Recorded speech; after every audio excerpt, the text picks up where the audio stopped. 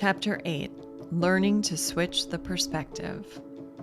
More than once in my younger years, I was at a point when I didn't care if I lived or died. Life was painful, and from that perspective, I couldn't see anything more than a whole lot of pain ahead. Maybe you are there now. If so, I'm glad you're here. Keep reading. Let's look at the account of Rachel in the Old Testament. Jacob loved Rachel. He loved her so much that he worked 7 years for her, and they seemed like only a few days. Genesis 29, verse 20. When the day of the wedding arrived, Jacob married Rachel's sister Leah instead of Rachel. Don't ask how that happened. I've spent quite a little time researching, and the best answer is, we don't know. It was dark. Maybe Leah and Rachel had similar builds. There probably wasn't a ceremony, but just a feast attended by men, and then Laban escorted his heavily veiled daughter into Jacob's room. However it happened, we know this. Jacob married Leah, and 1 week later, Jacob married Rachel, the woman he loved, in exchange for another 7 years of work. This was where the drama began. Leah conceived immediately and conceived 4 times back to back. Rachel watched Leah have son after son after son after son, and she had nothing but her longing to show for it. Finally, in sheer exasperation, she told Jacob, "Give me children or I'll die." Genesis 30, verse 1. If Jacob could have fixed it, he would have. But like most situations that leave us at the end of our ropes, there's little he or anyone could do. God kept Rachel from having children. It wasn't that God hadn't blessed Rachel. He just hadn't blessed her in that way. And that was the one way Rachel wanted to be blessed. Rachel had a lovely figure and was beautiful. Genesis 29, verse 17. She was Jacob's choice and she was loved. Leah was not loved, and the only thing we know about her physically is that she had weak eyes. Leah desperately wanted to be loved by Jacob. She didn't get Jacob's unfettered affection, but God gave her children. Rachel was loved, but she desperately wanted a son. What do you want? And what blessings are you overlooking in your discontent? Satan loves to keep us in our discontent, and he is master of doing so. Adam and Eve were living in paradise, and Satan managed to convince them God was holding out on them. The Apostle Paul said, "I have learned the secret of being content in any and every situation." Philippians 4, verse 12. What is that secret? We'll get there, but first let me tell you the significance of this coming from the Apostle Paul. The Apostle Paul is the same person who wrote this. We do not want you to be uninformed, brothers and sisters, about the troubles we experienced in the province of Asia. We were under great pressure, far beyond our ability to endure, so that we despaired of life itself. Indeed, we felt we had received the sentence of death. But this happened that we might not rely on ourselves, but on God who raises the dead.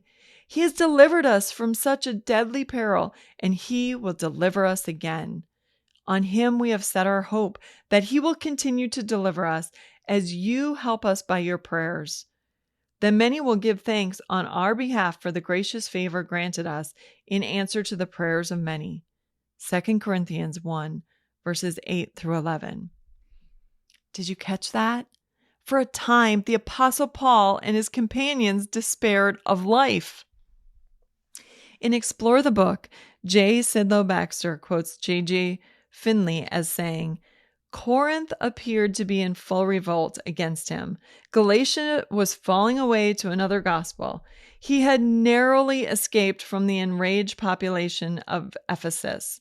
Wild beasts with whom he had long been fighting and at whose mercy he had left his flock in that turbulent city.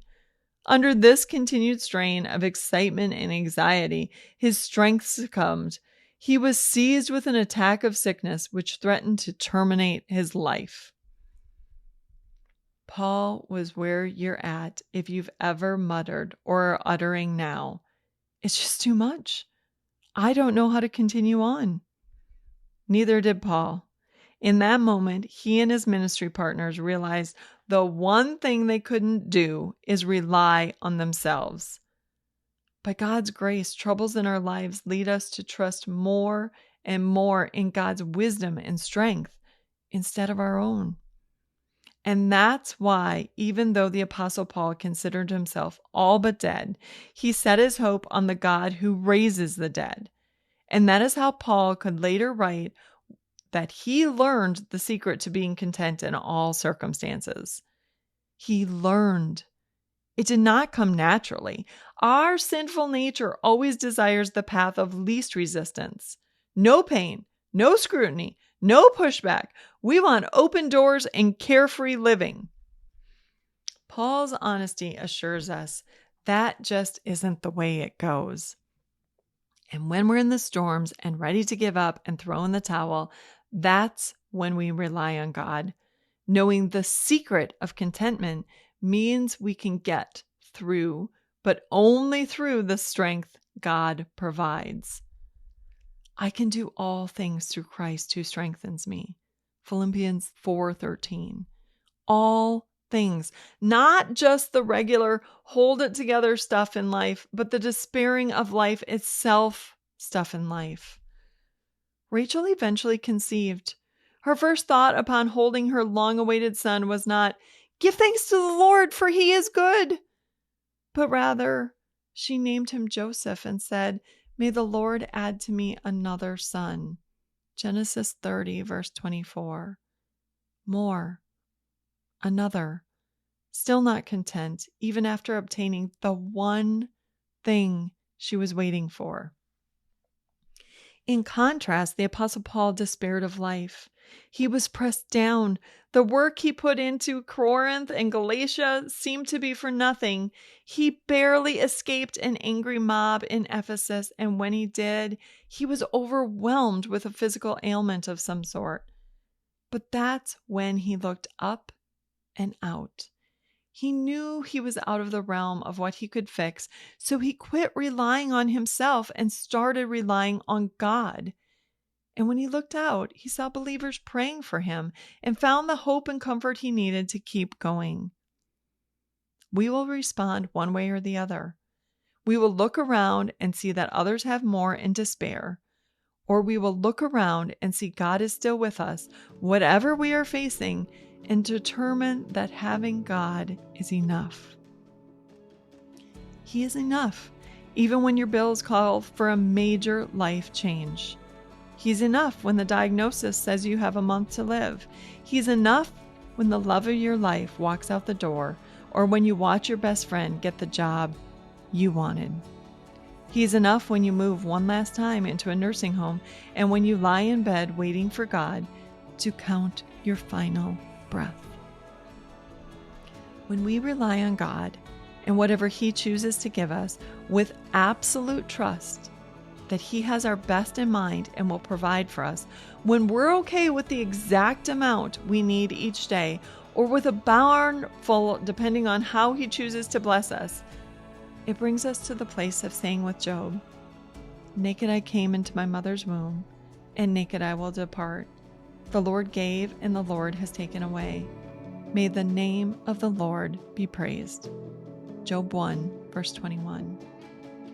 We can't always change our situation, but we can always have a choice as to how we perceive our situations. It's a little thing, but it can make a big difference.